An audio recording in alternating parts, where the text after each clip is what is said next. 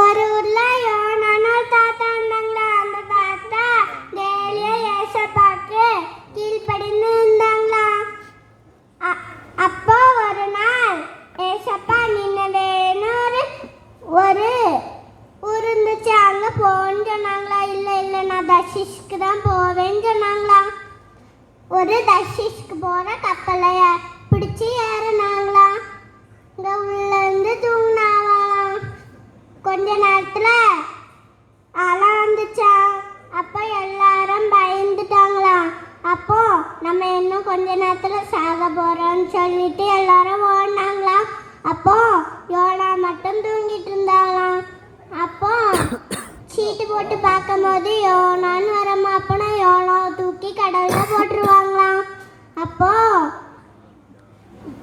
அங்க ஒரு ஏசப்பா பெரிய மீனும் ஆயத்தப்படுத்திருந்தாங்க. அப்போ நம்ம வயிற்றுக்குள்ள மீனை உழுங்க சொன்னாங்க. அது யோனாவை உழுங்கிடுச்சு. அப்போ அங்க ஒரே நாச்சம் நிகழ்ந்த சூழ்நிலை. அப்போ 3 நாள் அந்த மீனின் வயிற்றுக்குள்ள இருந்து ஜெபித்தாங்க. அப்போ 4ஆம் நாளில் அந்த மீன் யோனாவை கரையிலே கக்கினது. இந்த யோனா அண்ணருக்கு நன்றி செலுத்தினா